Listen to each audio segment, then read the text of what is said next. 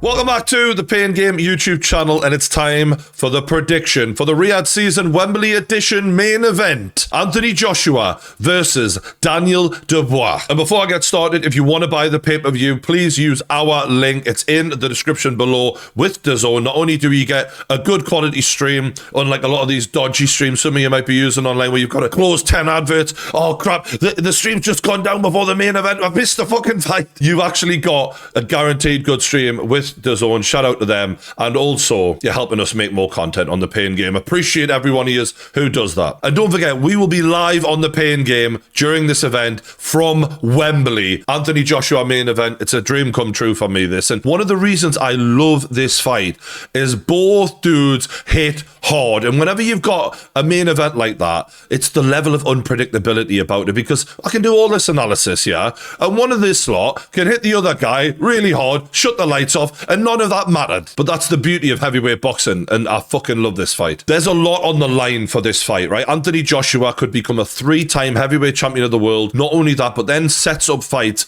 against Tyson Fury, Alexander Usyk. His whole final chapter of his story is about to be written, and he needs to win this fight in order to make that happen. Daniel Dubois, on the other hand, been handed the belt because Usyk wasn't able to defend it in time, and is not really considered a real world champion. But if he beats Anthony Joshua, he will be. And then that sets up the future of his entire career. And he'll then not only do that, but he'll set up his whole family, his grandkids, his grandkids, his grandkids. With a win over Anthony Joshua, you become rich as fuck. And they do have history, these two. Remember, they sparred each other plenty of times, and there was the rumors, the stories of Daniel Dubois hurting AJ many years ago. And recently, Fowler, one of the lads who was there at the time, part of Team GB, has verified what a lot of people said, in that Daniel Dubois hurt Anthony Joshua in sparring and could have knocked him out, but actually held back at the time out of respect for AJ. We've got to take him at his word, right? Let's say that that is completely true.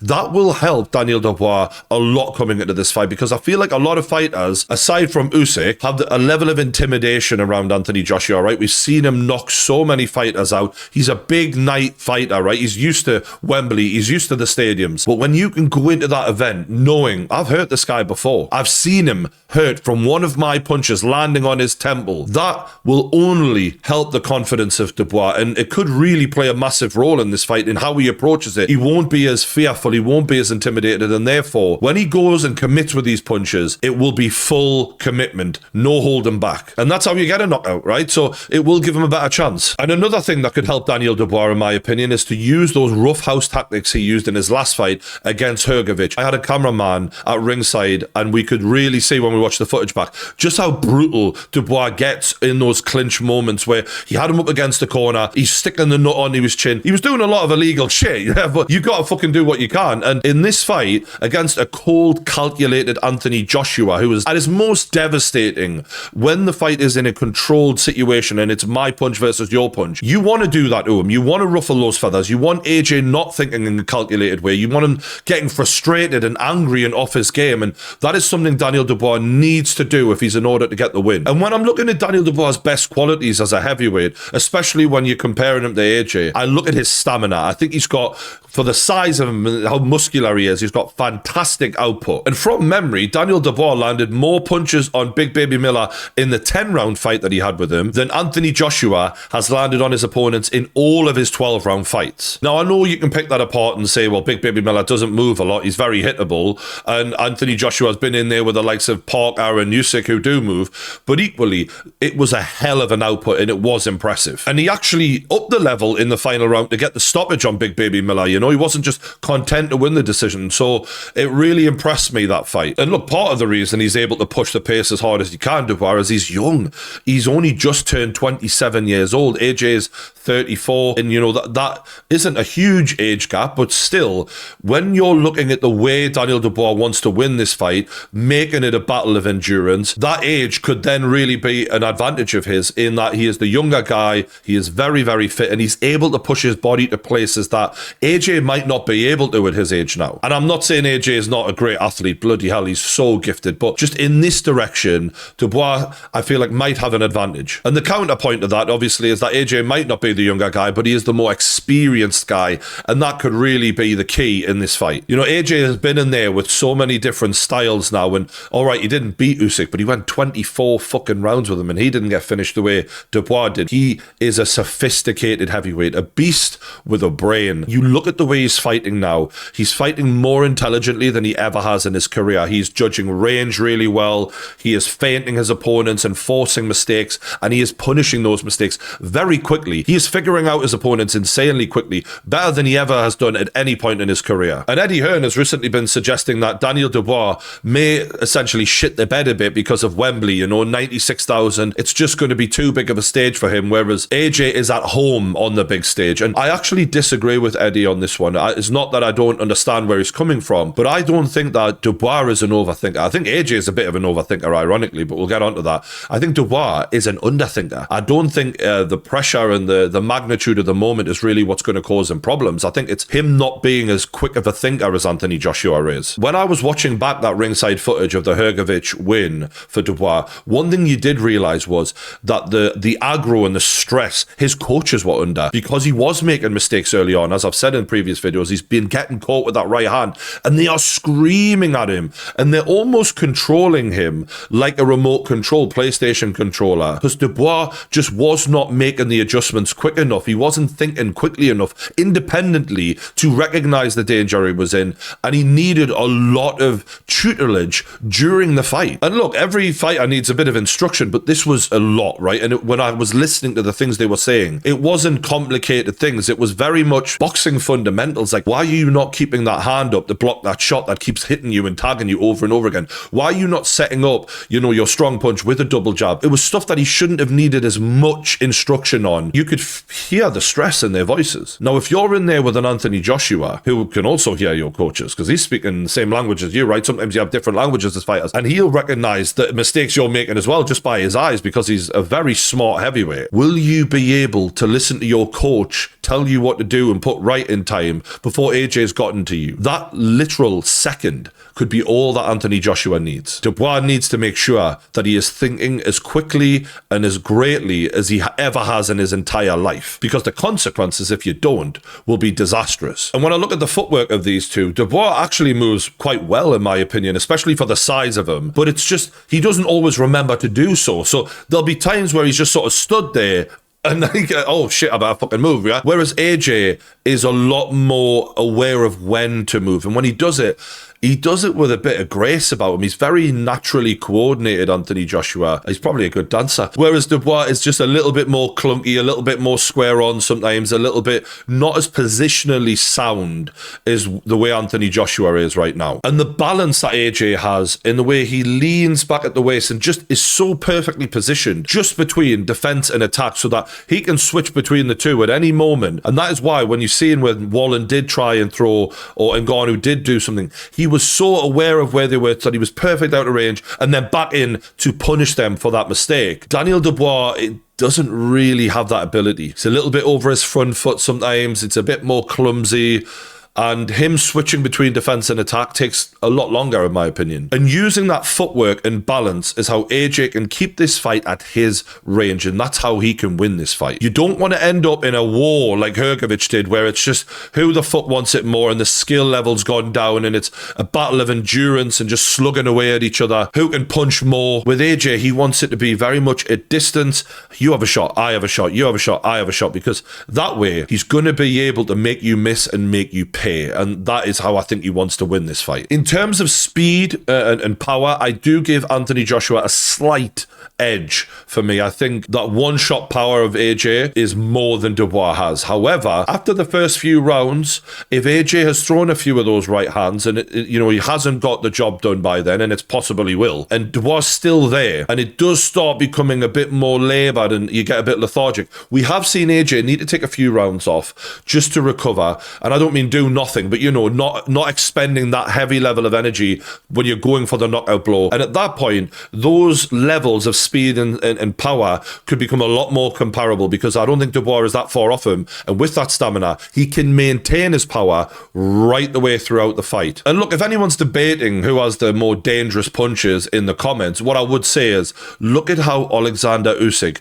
treated each fighter. Usyk showed AJ the utmost respect in that first fight, especially. He never stopped moving. He was very cautious, because he knew if I stick around in one place too long, he is going to find my chin and he's going to fucking hurt us. Whereas Daniel Dubois, he treated him slightly differently. I feel like he stood in front of Dubois a lot more. All right, he still moved, but he was a lot more confident of getting the stoppage. And you could actually see there was a point where, and he never did this with AJ really, where he was like, I'm getting you out of here. This is over. I've made my mind up. And it was because he knew he could. And what was coming back, I don't think had as much threat in his mind than Anthony Joshua's did. Again, that doesn't mean that there's a massive gulf in power and speed. I think they're extremely close.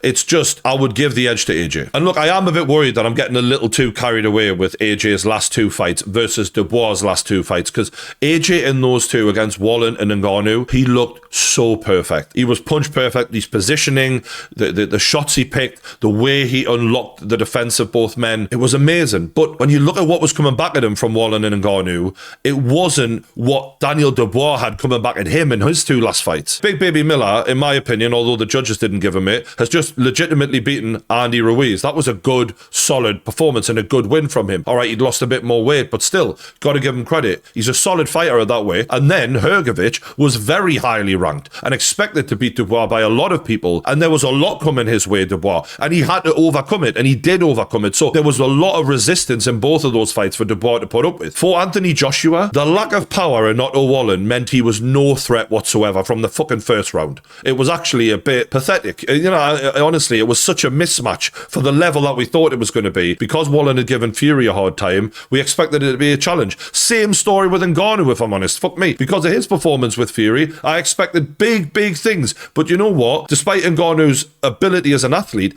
his IQ was no match for Anthony Joshua. So Ngannou had a massive gap in his ability. Wallen had a massive gap in his ability that AJ was able to exploit very easily. Whereas Daniel Dubois really had to dig deep. And I think those wins, although he didn't fight as beautifully as AJ did, were harder to achieve and more impressive in a way. So I'm trying not to get carried away with how amazingly AJ performed in those fights, because I'm very well aware that Daniel Dubois is bringing the fucking heat in this one. And both of these guys have had their setbacks, and I love that they've both come back from them, but they've come back from them in different ways, right? Daniel Dubois was ridiculed as a quitter when he lost against Joe Joyce and against Usyk. He kind of did the same thing and not getting up in time. And a lot of people then would have thought, well, mentally, he's a broken man. But when you see him in the next fight, he fights with utter self-belief, come forward fighter, no fear at all, no hint of the demons that we see in Anthony Joshua had to deal with at all. So what I will say is, coming into this fight, there's a lot of self-belief. Anthony Joshua, on the other hand, had a longer road to really get back to that fearless way of fighting that he's regained in his last couple of fights. The question a little bit is, has he really overcome them, or were those two last fights tailor-made for him? Because they kind of were. And I'm convinced that he's all right now and that he is going to be able to fight at his best. But they were tailor-made for him. So it is a little bit of a question mark still. And I do think that Daniel Dubois is the perfect person to ask that question of AJ with such heavy hands to put the final full stop on it for AJ. Because if he blows this guy away, well, Dubois is one of the top guys in the division now, and that requires ultimate respect. And while I'm on it about these demons that AJ has, obviously he got those from Andy Ruiz. The way that knockout happened was he dropped Andy Ruiz early on, and Andy Ruiz just got up and said fuck it and come straight for it, and that's how he got back into the fight and then won the fight. AJ definitely needs to have learned from that fight specifically, because I do think that Daniel Dubois, if you do put him down early, which is very possible, he will just say fuck it and come forward.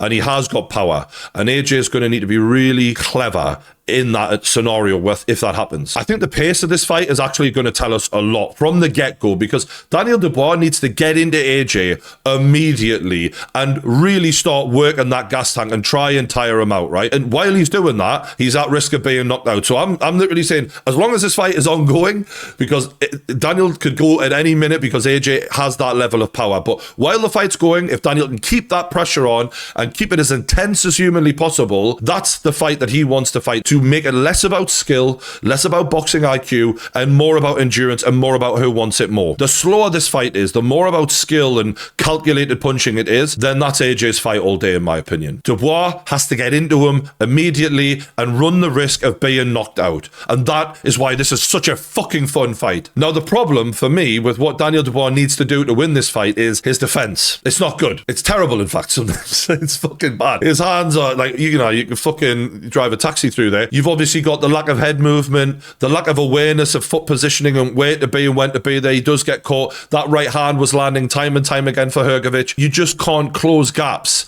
that are that badly in your defense that quickly, in my opinion. And I'm sure they're working on it. But again, even when you're working on it, as I've said, he switches off in the middle of the fight. And also when he throws punches, he can be quite predictable at times. You know, AJ is a bit more clever at disguising what's coming next. Dubois is quite basic. He's fantastic, but basic. And I just think with a game planner like Ben Davison behind Anthony Joshua, when they sit back and watch all of that footage, Ben Davison will be able to write a book on how to beat Daniel Dubois. And the defense is just, it's too bad. I don't see him being able to evade enough punches that are so hard and heavy from Anthony Joshua to get the win in this fight. So I'm picking Anthony Joshua by knockout. But look, I do like Dubois and I do think he's got a lot of great attributes. I just don't think this is his time. I just think it's AJ's time to shine. And then hopefully, I hope I get AJ versus Fury next. I'm not interested about the Usyk fight yet. Let's get AJ Fury on and then AJ Usyk after that, hopefully. But let me know what you think in the comments below. Have I got this right? Is there anything I made a mistake on? Let me know. I'm fascinated to know what your takes are. Get your predictions in the comments below. Don't forget, we are live for Riyadh Season Wembley Edition. I'm going to be going crazy. 96,000 people when we're live for an AJ event. It's a dream come true. Don't forget, if you want to watch the pay-per-view, the link for that is in the description below. If you haven't already, hit the like button, subscribe to the Pain Game YouTube channel, and I'll see you on the next one.